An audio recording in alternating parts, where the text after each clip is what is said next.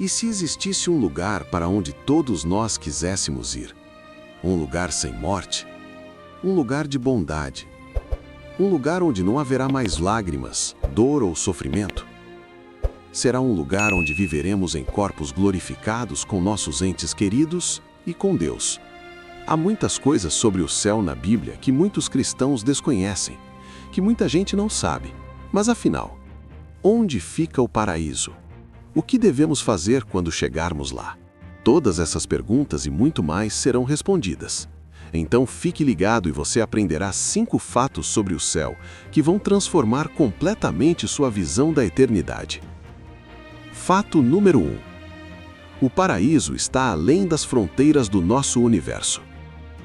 Muitas pessoas imaginam que o céu pode estar localizado em alguma galáxia distante, que talvez o trono de Deus esteja em outro planeta do universo, ou que os anjos vivem em algum lugar no espaço sideral. Mas a Bíblia revela algo muito mais impressionante. As Escrituras mostram que o reino celestial de Deus não está simplesmente em outro planeta, nem em outra galáxia a bilhões de anos-luz daqui. O reino celestial de Deus está tão distante que fica completamente fora deste universo. Pense em quando Jesus ressuscitou dentre os mortos. A Bíblia ensina que ele ascendeu acima de todos os céus para se assentar à direita de Deus. Atos 2:33 declara que ele foi exaltado à direita de Deus. E Efésios capítulo 4, versículo 10 também afirma: aquele que desceu, falando de Jesus, é o mesmo que subiu acima de todos os céus para encher de si mesmo todo o universo. Repare na expressão, subiu acima de todos os céus. Quando você examina a palavra grega original usada aqui para céu, você descobre que é a palavra Uranos. E a palavra grega Uranos significa céu visível e também universo. Basicamente está dizendo que Jesus ascendeu além do próprio universo para se assentar à direita do trono de Deus. E mais uma vez, Salmo 113:4 nos diz que sua glória, a glória de Deus, está acima dos céus, acima do universo.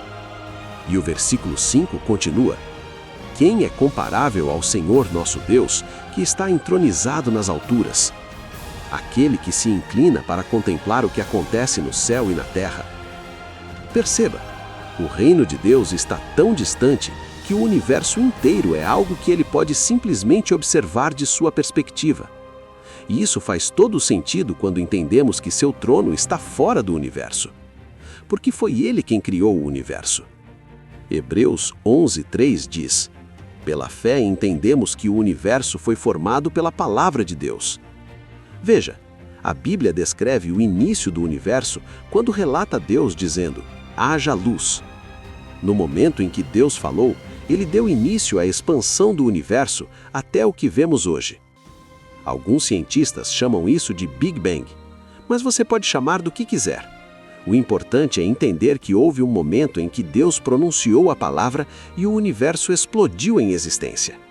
E o simples fato de que foi Deus quem causou essa explosão significa que ele está fora do alcance dessa explosão.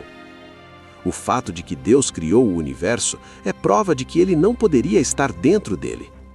Embora o universo pareça infinitamente grande para nós, para Deus, que vive na eternidade, o universo é como uma caixa. Ele criou essa caixa, e o fato de tê-la criado significa que ele está do lado de fora da caixa. Dentro do universo existe algo que conhecemos como tempo. Mas sabemos que Deus habita na eternidade, um lugar sem começo e sem fim.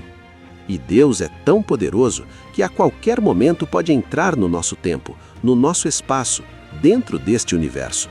E quando quiser, pode sair e voltar para seu reino.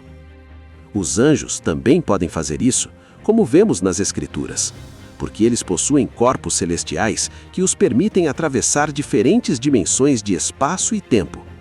Bem, isso pode se tornar bastante complexo.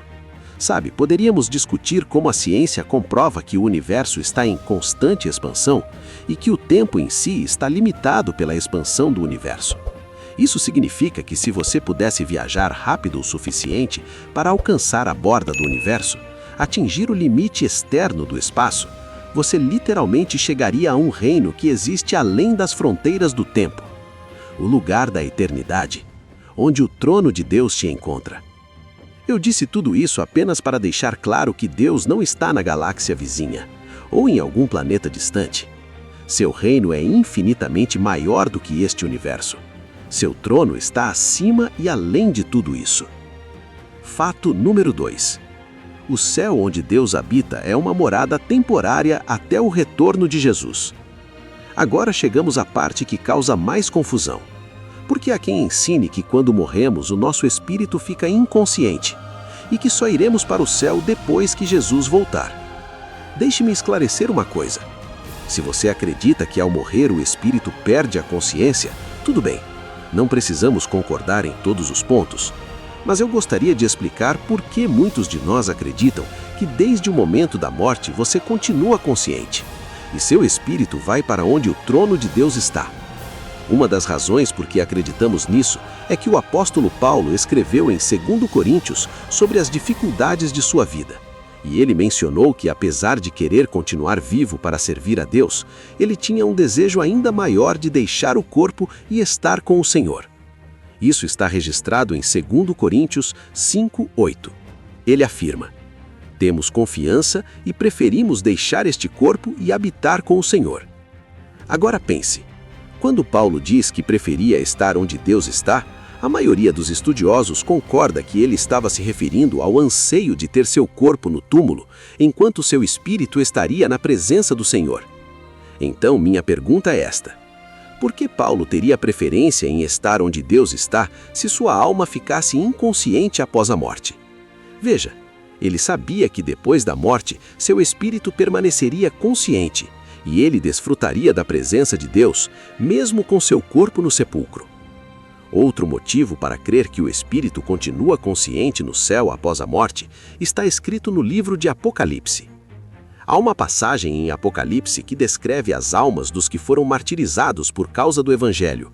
E essas almas estavam no céu, conversando com Deus e clamando para que Jesus voltasse à terra e vingasse suas mortes. Isto é o que Apocalipse 6:9 diz. Vi debaixo do altar as almas dos que foram martirizados por causa da palavra de Deus e por causa do testemunho que mantiveram.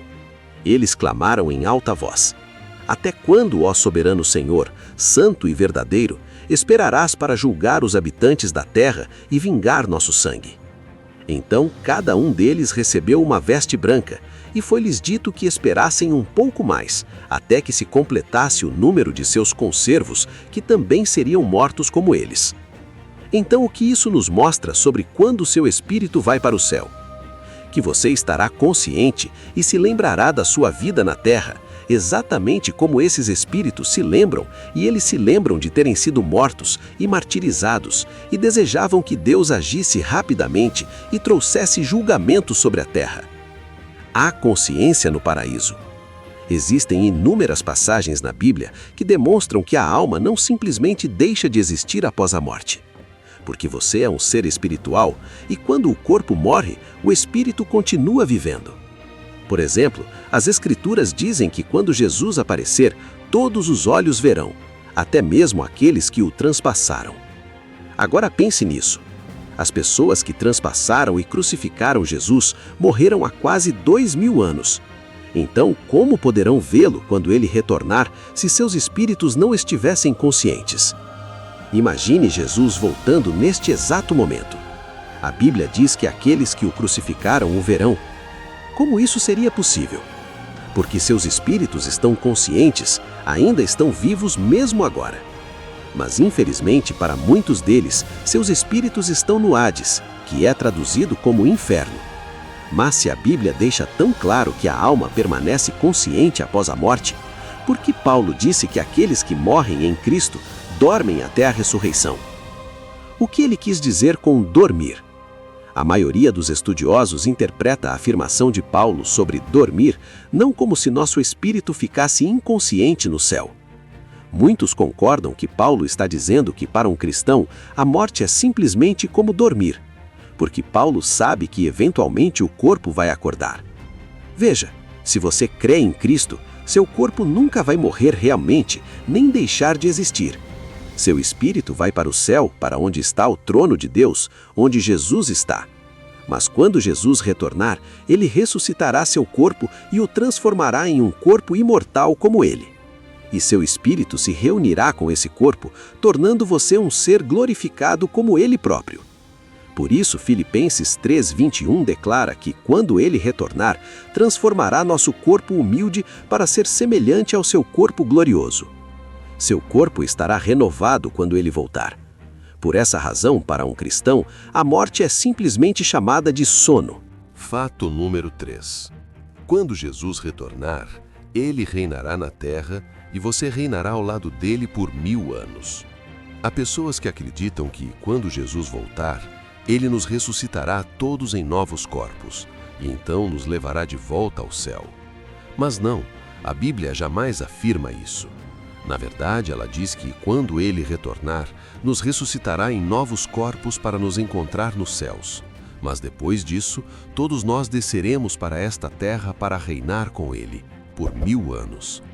Como prova disso, 1 Tessalonicenses 4,15 diz que: porque o próprio Senhor descerá do céu com o grito de comando, com voz de arcanjo e com a trombeta de Deus. E os mortos em Cristo ressuscitarão primeiro. Depois, os que estiverem vivos e os que ficaram, seremos arrebatados juntamente com eles nas nuvens, para o encontro do Senhor nos ares, e assim estaremos sempre com o Senhor. Então, quando Jesus retornar, ele trará consigo todos os cristãos que morreram, e seus espíritos serão reunidos aos seus corpos ressuscitados. E aqueles de nós que estivermos vivos para presenciar o retorno de Jesus, também seremos arrebatados para receber nossos corpos ressurretos. E então não retornaremos ao céu, mas com Jesus desceremos para a terra. Zacarias capítulo 14, versículo 2 fala: reunirei todas as nações contra Jerusalém para a batalha. E o Senhor sairá e pelejará contra essas nações, como quando peleja no dia da batalha.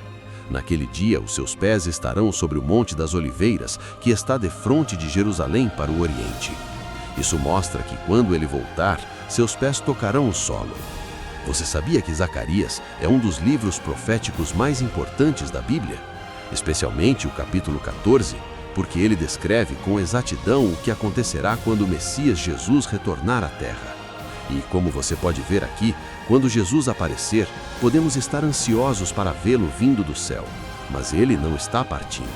Não, ele está vindo para a terra, para purificar a terra, prender Satanás e governar a terra desde Jerusalém, conforme as profecias messiânicas predisseram. Também em Zacarias capítulo 14, versículo 5 está escrito: então virá o Senhor meu Deus, e todos os santos com ele. Naquele dia não haverá luz, os luminares se retirarão. Também diz que os santos virão com ele, porque terão sido ressuscitados quando ele vier, e iremos com ele. Versículo 9: e o Senhor será rei sobre toda a terra. Naquele dia um só será o Senhor, e um só será o seu nome. Percebe? Quando Jesus vier, nós também iremos com ele para governar a terra. E não existirá nenhum outro governo, apenas o reino de Deus na terra. Apocalipse 20, versículo 6 revela que: bem-aventurado e santo aquele que tem parte na primeira ressurreição. Sobre estes não tem poder a segunda morte, mas serão sacerdotes de Deus e de Cristo e reinarão com ele 1000 anos. Repare como está escrito que aqueles que fazem parte da primeira ressurreição reinarão com Cristo por 1000 anos. Então, quem são os que fazem parte da primeira ressurreição? Bem, sou eu, é você, porque a primeira ressurreição acontece naquele momento quando todos os cristãos ressuscitarem com novos corpos na volta do Rei Jesus Cristo. O livro de Apocalipse também menciona como teremos autoridade sobre as nações juntamente com Cristo durante esses 1000 anos. Fato número 4. A nova terra é onde você passará a eternidade. Você sabia que existe um equívoco muito comum sobre o céu? Muitos pensam que passaremos a eternidade onde o trono de Deus está agora. Mas não, as Escrituras revelam que Jesus reinará nesta terra por 1000 anos. Depois esta terra será destruída e então Deus criará uma nova terra e um novo céu, ou seja, um novo universo. E é ali que passaremos a eternidade. não no espaço, não em algum planeta deste universo atual, mas em uma nova terra e aperfeiçoada, em um novo universo que será a criação que Deus planejou desde o princípio para todos estarem juntos com uma terra perfeita e seres perfeitos. Fiquem todos com Deus e até o próximo vídeo.